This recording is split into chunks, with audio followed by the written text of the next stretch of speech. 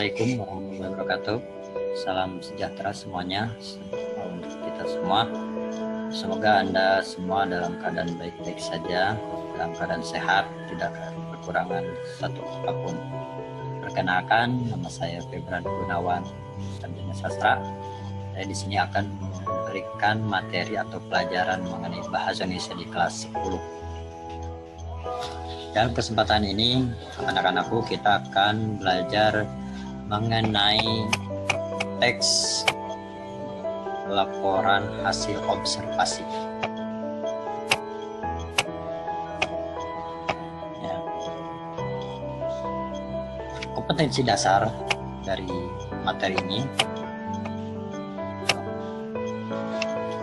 3.1 mengidentifikasi laporan hasil observasi dan dipresentasikan dengan lisan dan tulisan. Nah, mengenai ini kita hanya menggunakan lisan ya. Hanya menggunakan tulisan ya.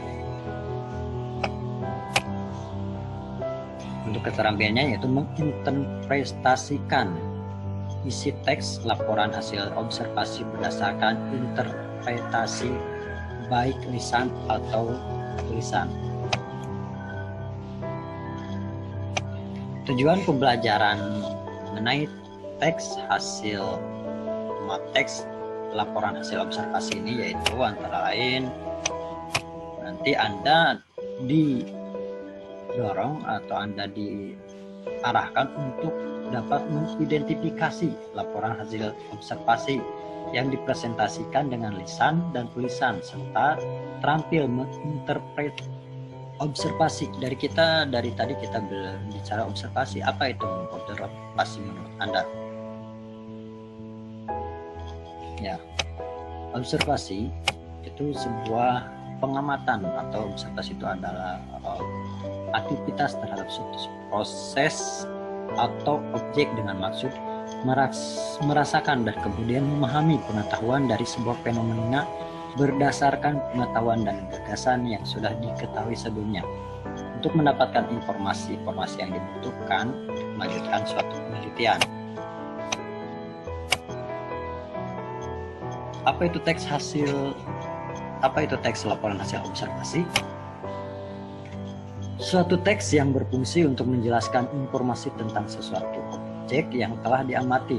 Teks laporan hasil observasi juga disebut dengan teks klasifikasi karena berisi tentang klasifikasi mengenai jenis-jenis objek berdasarkan kriteria tertentu. Tujuan dari sebuah teks laporan hasil observasi yaitu mengatasi suatu permasalahan, menemukan metode atau teknik baru, mengambil keputusan yang efektif, melakukan pengawasan atau bahkan perbaikan, dan yang terakhir mengetahui perkembangan suatu permasalahan. Dan di sini kita dengan melakukan teks laporan hasil observasi itu kita ada suatu permasalahan, kita tentukan metode apa yang digunakan untuk memecahkan permasalahan tersebut. Nah, setelah itu keputusannya sudah efektif, baru kita melakukan pengawasan atau bahan-bahan perbaikan mengenai hasil dari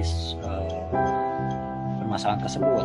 Nah, setelah itu bagaimana perkembangan suatu permasalahan itu, membaikkah atau memburukkah? Ya. Fungsi dari teks laporan hasil observasi yaitu 1. Melaporkan hasil dari sebuah tugas dan kegiatan pengamatan. Jadi kalau tugas dan kita diberikan tugas untuk mengamati atau mengobserver, kita laporan observasi, kita melaporkan hasilnya nanti. Menjelaskan dasar dari penyusunan keputusan atau solusi dari masalah dalam observasi tersebut. Sarana untuk dokumentasi. Jadi maksudnya dari hasil pengamatan kita itu ada dokumentasinya. Ketika ditanyakan, dokumentasinya sudah ada dan kita sudah siap. Sumber informasi yang faktual, karena di sini kenapa faktual? Karena berdasarkan data-data yang akurat. Nah, di sini teks laporan hasil observasi itu memiliki ciri-ciri, yaitu objektif, faktual, dan sistematik. Objektif, apa itu objektif? Nah, objektif, laporan disusun berdasarkan keadaan objek tunggal yang nyata yang diamati secara langsung. Jadi bukan berarti subjek menurut orang lain, ya. Kita melihat langsung objek tersebut, kita teliti, kita amati. Faktual, di mana? Nah, di sini faktual, di mana laporan-laporan disusun berdasarkan fakta yang sesuai dengan pengamatan yang telah dilakukan dan sudah terbukti kebenarannya tanpa ada dugaan yang tidak jelas.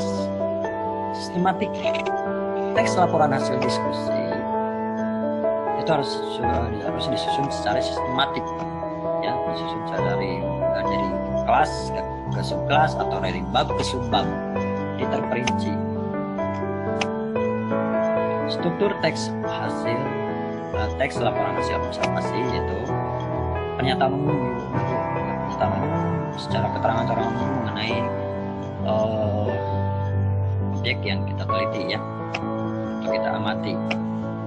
Nanti, bab keduanya atau bagian selanjutnya itu penjelasan atau deskripsi mengenai rincian tentang objek yang telah diamati. Nah, deskripsi ini bisa berupa fisik, ciri fisik, makanan, habitat, manfaat, dan sebagainya dari objek tersebut. Nah, baru kita menyimpulkan dari hasil pengamatan kita, ya, untuk dilaporkan. Nah, jenis-jenis teks hasil laporan observasi. 1. Laporan observasi itu formal. Yang masuk formal itu teks laporan observasi yang formal memiliki kaidah format yang menyusun laporan seperti memiliki bahasanya baku dan strukturnya lebih rinci. Pada umumnya teks ini digunakan pada acara resmi seperti laporan berita untuk hasil eksperimen. Ini jelasnya itu bersifat observasi non formal. Sedangkan di sini teks hasil observasi yang normal itu ditulis dengan struktur yang lebih sederhana dan ditujukan agar memberi informasi dan menarik minat baca. Tetapi penggunaan bahasa tetap bahasa baik dan benar, tidak menggunakan bahasa-bahasa yang seperti Anda gunakan seperti di media sosial, mesti gabung, PW, apa itu singkatannya.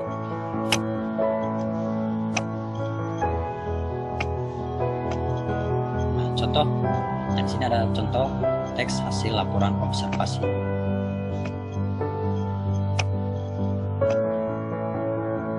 Ini mengenai pohon kelapa, coba Anda amati.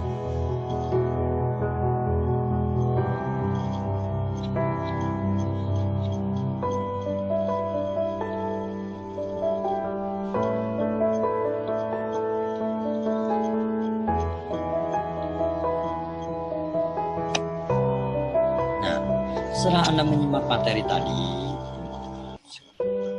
Anda sekarang untuk lebih memahami mengenai teks laporan hasil observasi.